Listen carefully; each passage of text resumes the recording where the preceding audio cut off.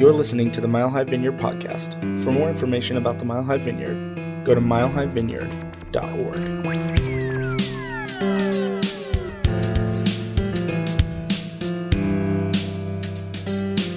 Good morning. How are you this morning? Doing all right? My name's Jay, and I'm really excited to move into this second part of this series. And look at you guys. It is 4th of July week, and you're all here. Will you be here next weekend? Usually pay on one side, so maybe we're going to pay next week. But really glad you're here with us. And as Corey mentioned, we've been in a series through the summer where we just finished the book of Ruth. So if you've not studied the book of Ruth, you've not been around, maybe during that series, you can always listen to the podcast. Everything's up there if you want to keep up with what we've been up to. And we're staying in alignment with what many sociologists are calling 2019 the year of women. Two women agree? Do you want to try it one more time? That 2019 is the year of women. Guys, you missed an opportunity. That was your moment to be like, yeah, and you missed it. Anyway, and so we doing Ruth, and we'll start with Esther. And if you've not been with us, what we're trying to do is follow along with an app that works with something called the Bible Project. So the app that you can download is called Read Scripture. How many of you have downloaded the Read Scripture app? Okay, decent amount of you, great. Rest of you, I'm assuming you have incredible Bible reading programs. And they are so thorough and detailed. You're just being nourished by the Scriptures every single day. And you're like, Jay, I have plenty of Bible. Leave me alone. If that's not true, I'd recommend you download it because, frankly, it's just a great way to read the Scriptures because they give you all these little tools to help you understand the Bible a little bit more fully in relationship to the whole story of the Bible and that book in and of itself. So we're trying to work alongside of that, move you toward that. And so what I want to do is show you a video from the Bible Project that's going to show us the beginning part of Esther as a means of sort of setting us up and leading us up to the scripture we'll consider today. And then I'm going to come up and tell you what I think that means for us. So let's watch this video from the Bible Project. The book of Esther, it's one of the more exciting and curious books in the Bible. The story is set over 100 years after the Babylonian exile of the Israelites from their land. And while some Jews did return to Jerusalem, remember Ezra and Nehemiah, many did not. And so the book of Esther is about a Jewish community living in Susa, the capital city of the ancient Persian Empire. And the main characters in this story are two Jews, Mordecai and then his niece Esther. And then there's the king of Persia, who's something of a drunken pushover in this story. And then there's the Persian official Haman, the cunning villain. Now, this is a curious book in the Bible, mainly for the fact that God is never even mentioned, not once, which might strike you as kind of odd. Isn't the Bible about God? But this is a brilliant technique by the author, who's anonymous, by the way. It's an invitation to read this story looking for God's activity, and there are signs of it everywhere. The story is full of very odd, quote, coincidences and ironic reversals, and it all forces you to see God's purpose at work, but behind the scenes. Let's just dive into the story. The book opens with the king of Persia throwing two elaborate banquet feasts that last a total of 187 days, and it's all for the grandiose purpose of displaying his greatness and splendor. On the last day of the banquet feast, he's really drunk, and he demands that his wife, Queen Vashti, appear at the party to show off her beauty. She refuses, and so in a drunken rage, the king deposes Vashti and makes the silly decree that all Persian men should now be the masters of their own homes. Then he holds a beauty pageant because he wants to find a new queen. This is like a really bad soap opera. But it's right here that we're introduced to Esther and Mordecai. Esther hides her Jewish identity and enters the beauty pageant and wins. And the king is so obsessed with Esther that he elevates her to become the new queen of Persia. Now, after this, and even more serendipitous, is the fact that Mordecai just happens to overhear two royal guards plotting to murder the king. And so he informs Esther, who in turn informs the king, and Mordecai gets credit for saving the king's life. Now, right here from the beginning, God's not mentioned anywhere, but this all seems providentially ordered. What is it that God's up to? Pretty good, huh? It's a good summary. Helps you kind of see some of the framework of what's going on in Esther. And I really want to focus in on what they just mentioned there, which is a curious fact, the way they described it, of the book of Esther, which is that God is not mentioned, not by narrator or by a single person in the book, not mentioned at all. And yet, somehow, in that, we're supposed to see God at work nonetheless. There are lots of people that look over the landscape of the world and say, where's God? There's no God. There's an old story that I've heard about 100 different versions of a young man coming to an old man and saying, can you help me see God? I want to find God. I want to know God. You're an old man. You're a man of faith. Can you help me see God? And they're walking along outside, and the young man is just pleading with him, help me with your wisdom. And after a while of talking, the old man looks out over the sunset over the mountains, stares at that for a minute, quietly, looks up and sees the wind blowing in the trees, looks down very patiently, calmly, stares at the grass growing beneath their feet, and then just looks at the young man as they walk along and says, I'm sorry, I can't help you. And he gets really angry. He says, I've come here for help and you can't help me? If you've built your whole life on God, you're a man of wisdom and you can't help me? And he gets really angry, and the old man just pauses and says, listen, I see God everywhere I look. If you can't see him in all that surrounds us, I don't know how to help you.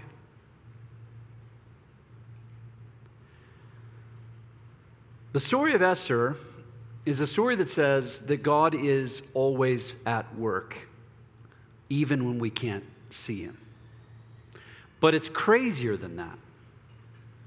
It isn't just, as the story says, that we can see God in nature, which, by the way, the scriptures challenge us to consider. That when we see the beauty and the complexity of the world around us, that we can see God there. But not just in there. The story of Esther goes even further and pushes us to look to see God when it seems like everything has gone horribly wrong. That it seems as though evil is winning at every turn. Have you ever felt that way? Have you ever watched the news? Have you ever seen what happens on your Facebook feed or on your Twitter stream, and you just see like horrible thing after horrible thing? You and I live in an unprecedented time where people see the worst of humanity in real time every single day. We used to be sheltered from that. We might even hear news of it weeks or months or even years later sometimes. We live in a crazy time where within minutes of a horrible thing happening, not only do you hear of the news, you see the images, and you hear what's happening. And so in a way that is unlike any other time in human history, we are inundated with the darkness and the evil of the world. If you're paying any attention at all what's going on at our southern border, it's horrifying. The images of children and parents dying, this is like really bad. I don't care what your political persuasion, I don't care what it is. If you have a soul, for children to die is like terrible. For families to be torn apart is terrible. I don't care if you can justify it, it's terrible. It's a bad deal. It should break your heart if you have a heart. It's a really dark thing. And should we just keep dotting across the globe? How many things are just awful that are assaulting our senses every single day? I've said this before, and people usually try to argue with me or help me or some version of the two. Feel free not to. or have a conversation with yourself out of what I'm about to say. But it's true for me. I mean, I'm a pastor. There is a 5 to 10 minute window of every single week that I think I effectively think and behave like an atheist. I see enough evil stuff in the world that it overwhelms me to a certain point. And I just go, how can God be in this? How can God be in this evil stuff I see? I know God to be loving and caring and powerful and merciful and generous. And then I look at this and I go, where is God? And there's a 5 to 10 minute window where my mind spins and my heart kind of goes pretty dark places. And I know for a fact that there's people that isn't a 5 to 10 minute window. That's a multiple hour experience every week. For some people, it's multiple days. For other people, it's weeks. For other people, it's months or even years or maybe their entire life. And they look around and they just go, how can God be in any of this? And the pain of the world comes into them in a way that they're not sure how to escape it. They just can't see God in the midst of it. What's amazing about this book is we're about to see a story that is a complete mess. Pretty much everybody in the story is a nightmare. They're all messed up. They all do everything wrong. Most of the people are out for themselves. They don't care about anybody else. Corruption, greed, abuse, exploitation in every person. And yet, God is working somehow in the midst of it. This story would actually play really well in our modern storytelling because currently, right now, we have this kind of theme, if you've not noticed it in modern storytelling, of the anti-hero. Shows like Breaking Bad, Dexter, shows you don't know because you love Jesus. But you may have heard of them, where, you find yourself cheering for a guy that makes meth. I mean, you're like, come on, you can do it. You get so wrapped into these characters, you're like, that's right, kill him. You're like, what am I saying? Who am I? Who am I becoming? You just end up in this crazy upside down world where like the good guys are actually bad guys. And there's no good guys. I was going to say the bad guys. No, there's no good guys. It's just like different kinds of bad guys. And you find yourself cheering for certain ones. In our modern day, this story would do really, really well. Because that's simply what we find. And the story sets itself up to be a mess. And, not to ruin the entire series that we're going to preach toward, but it never actually gets that much better. But in the midst of it, God does incredible things because he's working behind the scenes with every person. So let's look at this story for a second. Let's look at how it sets up. We saw it summarized there just a moment ago. I want to show you who the main characters are and how messed up they are. First thing we start with, which actually wouldn't be readily apparent unless we were one of the original readers or hearers of this story, is that we have a complete group of corrupt people. Specifically, God's people themselves are corrupt. The two heroes of the story being Mordecai and Esther. An original hearer would read this and go, wait a minute, they're not supposed to be in Susa, the capital of the Persian Empire. See, 100 years earlier, the exile had ended, and God's people were allowed to return to Jerusalem. They could go back to Israel, and the majority did. This would be, first of all, because everybody likes to have a homeland. But more than that, it's because there's so many promises in the scriptures for God's people to be in a place, living a life, following God together that would be a sign, a signal to the rest of the world that their God is the one true God. To care for the poor, to care for the widow, to fight against injustice, and to live according to the laws of God. And so when the exile ends, everybody's supposed to go back, and God gives them favor, and they're supposed to become who they're all supposed to become. But yet this story is set in the wrong place, in Susa, the Persian Empire. And these Hebrew people are not responding to the promise of God and the call of God. They're in the wrong place, doing the wrong things. Have you ever known God's people to be in the wrong place, doing the wrong things? Have you seen church? Okay, are you aware of anything that resembles church, right? Yeah, this fits the theme, but immediately the heroes of our story are people that are in the wrong place, doing the wrong things. Effectively, they're corrupt or apathetic or both. We don't really know. But they're not doing it right. And that would be apparent immediately as you read the story. And then the next character is a king who's like really bad. It opens with Esther chapter 1, verse 3, I'll read from. It says that in the 3rd year of his reign, he made a feast for all his officials and servants, the powers of Persia and Media, the nobles, the princes of the provinces, being before him, when he showed the riches of his glorious kingdom, the splendor of his excellent majesty for many days. Catch how many days? Here it is. 180 days in all.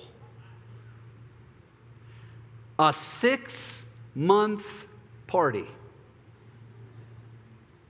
I wonder what the longest party is you've ever been to. I mean, just think about it. What's the longest sustained amount of days you've been at a party? Was it Lake Havasu spring break? Was it Cancun? Was it Lake Powell on a houseboat? And it was just like a sustained party? My hunch is if it was really long, it was like a week. I'm gonna solve a mystery for some of you right now. My father is from India. So I'm like, that's it. Anyway, so my father's from India. So I've been to Indian weddings. I don't know if any of you have been to an Indian wedding. They are a week or 2 weeks, at least. You know, if you're going to do a real Indian wedding. And it is a party every day for like 2 weeks, like every single day.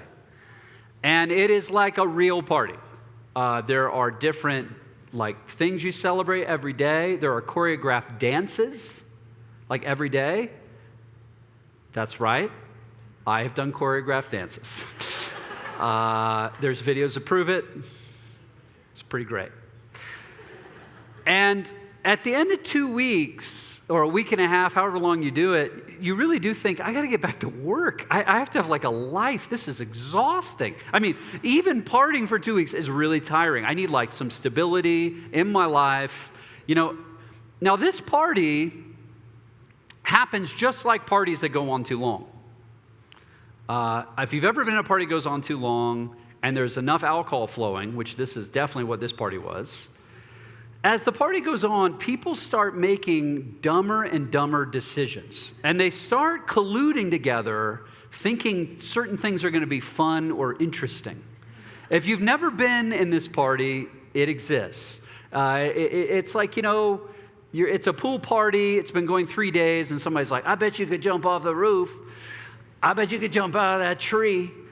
I bet you if we poured some stuff together, we could blow something up. You know, like stuff just starts degenerating. If you've not been in this party, you probably haven't because you love the Lord. But these parties exist. And this party follows that pattern. What ends up happening is, Esther chapter 1, verse 10, it says, on the 7th day, when King Xerxes was in high spirits from wine, he commanded the 7 eunuchs who served him, who all have a bunch of names you're not going to remember, to bring before him I'm not even going to try to read this. To bring before him Queen Vashti wearing her royal crown in order to display her beauty to the people and nobles, for she was lovely to look at. But when the attendants delivered the king's command, Queen Vashti refused to come. Then the king became furious and burned with anger.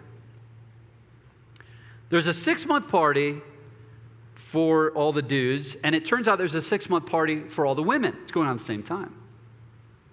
Now, the guys have been drinking and hanging out and being crazy for a certain amount of time. And they kind of think together, you know what would be great? Let's get Queen Vashti to come and dance for us. That'd be great. And they've been doing this long enough, like, that's a great idea. You're the king, just go get her to come. Now, most commentators reading this text would say that when it says wearing her crown, it's implying only her crown. So they're saying, come and disrobe and dance naked for us because, you know, that sounds like fun. It's been 6 months of drinking.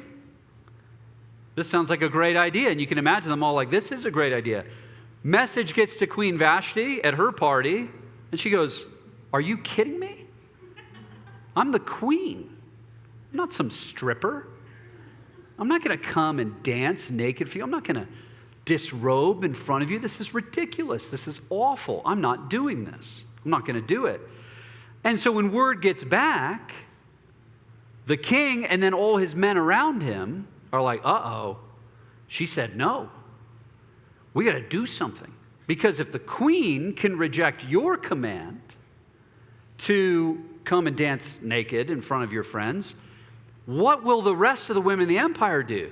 I mean, if the king doesn't get what he wants, what's going to happen to the rest of us? We need to issue a decree that says women have to obey their husbands, even if they're called to dance naked for him and his friends. That's what we have to make that decree. And they're like, let's write a decree. And they write a decree, and then he divorces Vashti. This is an ancient book. It's an ancient story. I mean, can you imagine a world where women are used as sexual objects like this? Can you imagine a world where men believe that they can ask women to do what will just serve them for their pleasure with no interest or care for their dignity?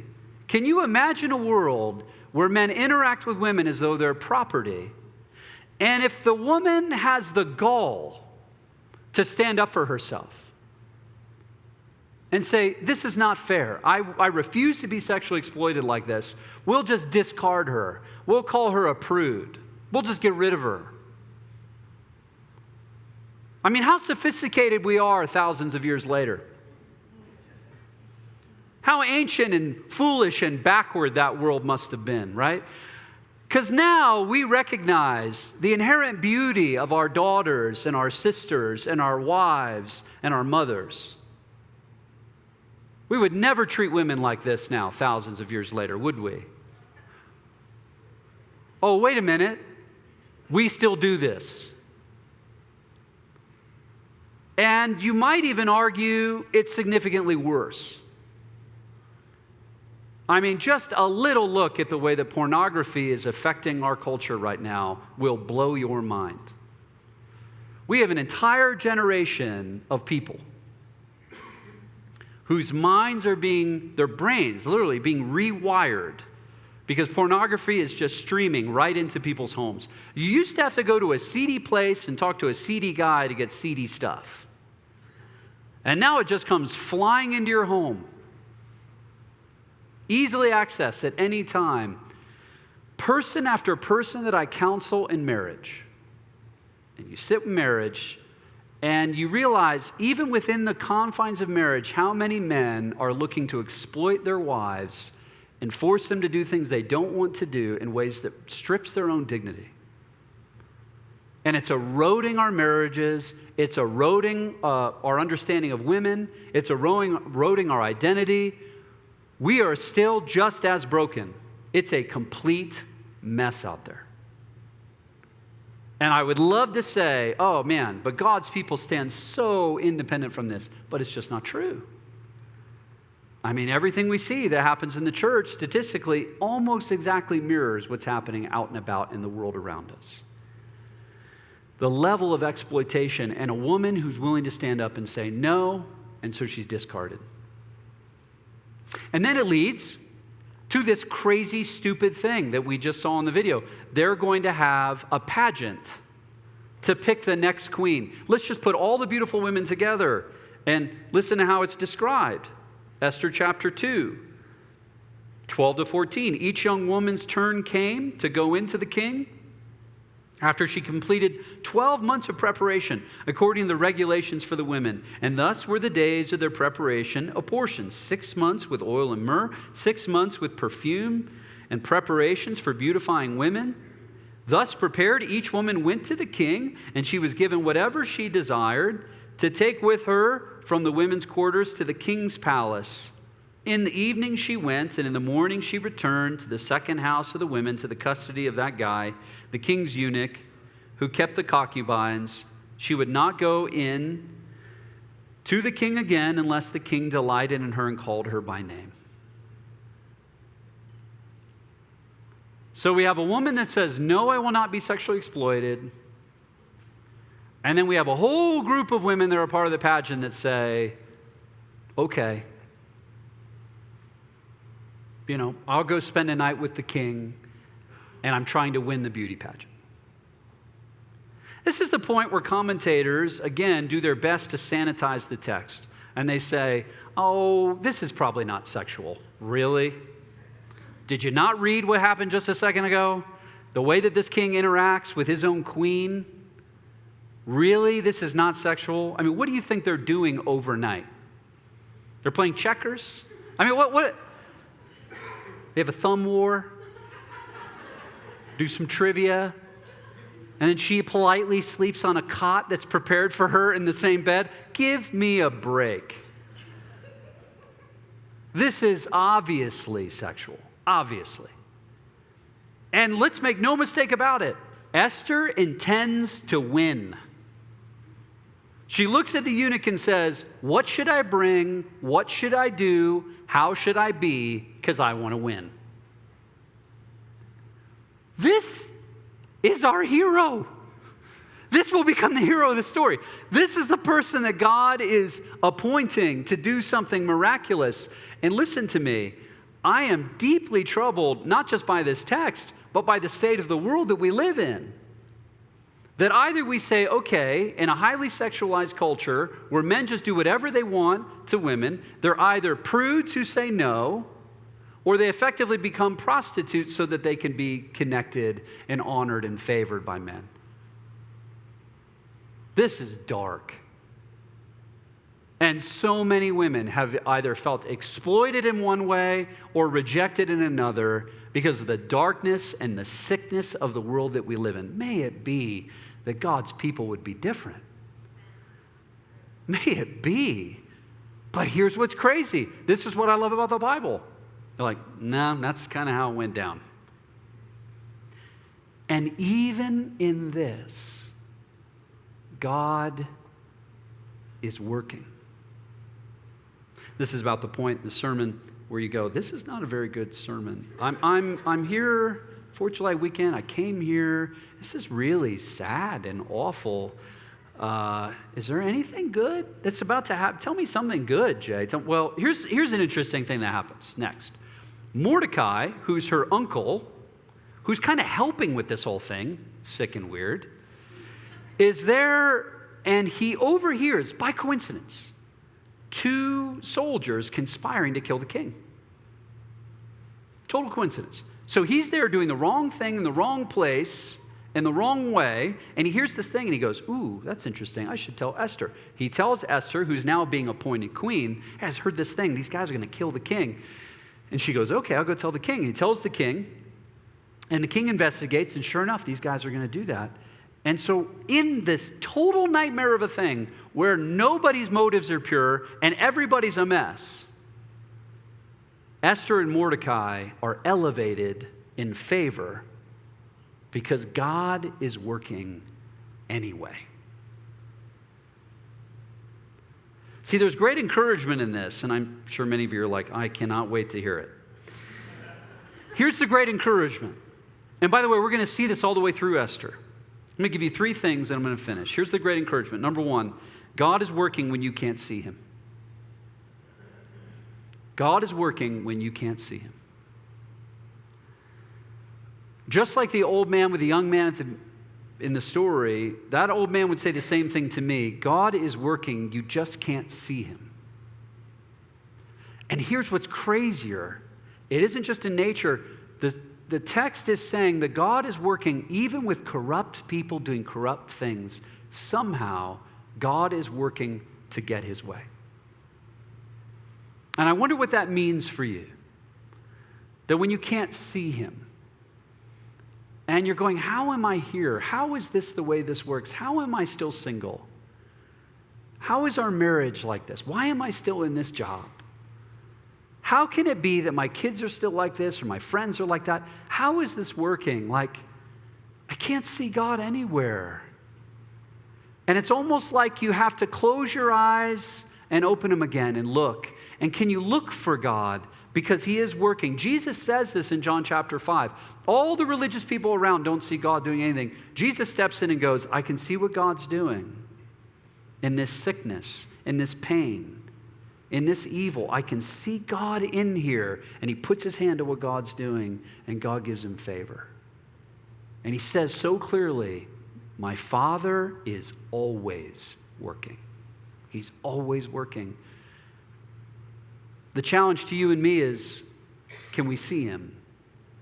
We say, well, yeah, but if that president wasn't so evil, if that person wasn't so awful, then I could see God. No. Even in that, in the middle of it all, he is not the author of any of it, but he is working within it.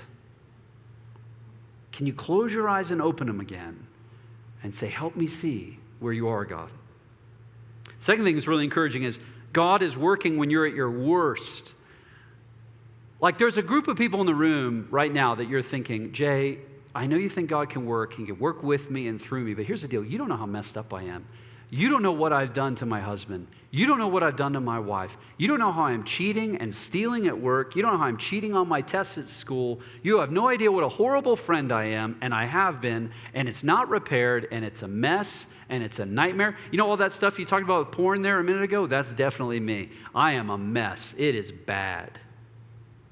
There's a group of people in this room that you're immediately aware, I'm not the kind of person that God uses. And what Esther says really clearly is, yes, you are. Yes, you are. God is still working with you when you are at your worst. And this is the gospel of Jesus Christ. Not that you are good, because you're not. But God is good, and God is amazing, and God is gracious, and God is generous, and God is powerful. And people that are still ignoring him, he's still working with. That's the gospel. Now, if you're in this room right now and you're going, well, I am pretty good. No, you're not. The great among us are still corrupt. The ones who believe they're holy are still broken. This is the message of the gospel. That no matter who you are, no matter how great you are, you're still not that great. You're still corrupt. You're still messed up. And that should give you courage because it means God is still working with you and in you. And if you really embody the gospel, if you believe that it's not about your goodness, it's about God's goodness, and you receive that grace and that forgiveness and that love, here's the great news. Well, then you can stop lying. You can stop pretending. You can stop posturing. You can be honest. You can tell the truth. You can keep growing because you are a mess. It's just like being a parent. You know, my kids, they'll spill a glass of milk. Like, I'm so sorry. I spilled the milk. And I'm like, yeah, that sucks. I told you to not, carry it around. You didn't, whatever. They just don't listen. They're clumsy, whatever. It's like, yeah, that's going to take some time to clean up. And I love you.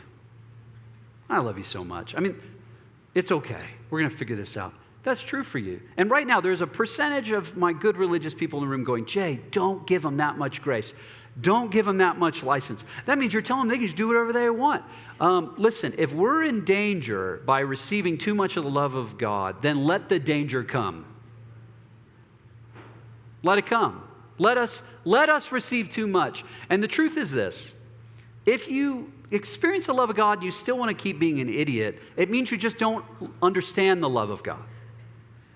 How he's for you, how he forgives you, how he stands on your behalf, and how he empowers you no matter what. The great news is simply this. He's working when you're at your worst. You are qualified not because of what you do. You are qualified because of what he's done and what he is doing. Is that not encouraging? And he's working right now in and through you. And the last one I'll just say really quickly is simply this. God is working when it isn't on your timeline. Book of Esther, you look at it and you go, why isn't, this should happen faster. I mean, you're going to see this is a long story. And there's some of you right now going, where is God? Why am I still in this mess? Why isn't this going faster? And you look at God and you bring him your timeline. You go, God, please bless this. Please help me with my work. Please help me with my kids. Please help me with my job. Please help me in my marriage. Please help me. Help me. And he just goes, nah. And when that keeps happening, what you should ask instead is, I wonder what God's doing. I wonder what his timeline is.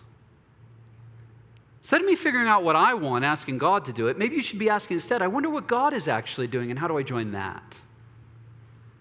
His timelines are different than yours. He wants certain things to happen really quickly and other things to take as long as it takes. We don't ask God to bless our timelines. We try to figure out how to get on his. And if you're still single, or if your marriage isn't changing, maybe you should just be asking, what is it that God's doing that I might join him, as opposed to just keep demanding that he do what I need him to do. In this book, we're going to see corrupt people and corrupt scenarios doing corrupt things, and it doesn't happen very quickly, but when things come together, there's sovereign moments in the book of Esther that everything changes because the right people are in the right places at the right time, and nobody could have lined it up except God. And miracles happen. We choose to be faithful, even when we can't figure out why it's not happening. Listen, I imagine a church full of people that know how to be faithful even when things don't work the way they want them to work. It's easy to follow God when you pray and it happens, and you're like, yes, amazing. It's hard when you pray and it doesn't happen. It's hard when things don't happen in time. And when we choose to be faithful in those windows, in those moments, man, it changes everything in us and it changes everything in the world. That's the kind of church that ends up in moments that shift everything in their city, in their lives, in their families. I just know that there's many of you today, you're going, I just can't see God in any of this. He is working. May God give you eyes to see him. Thank you for listening to the Mile High Vineyard podcast. We would like to encourage you to respond to what you just heard by filling out a Connect card and sharing a prayer request with us. As a staff, we pray over those each week and would love a chance to connect and pray for you. To do that, please go to milehighvineyard.org/connect. You can also respond by being generous, as God has been generous to you. You can do that by giving online at milehighvineyard.org/give. We hope to hear from you soon. Thanks again for listening.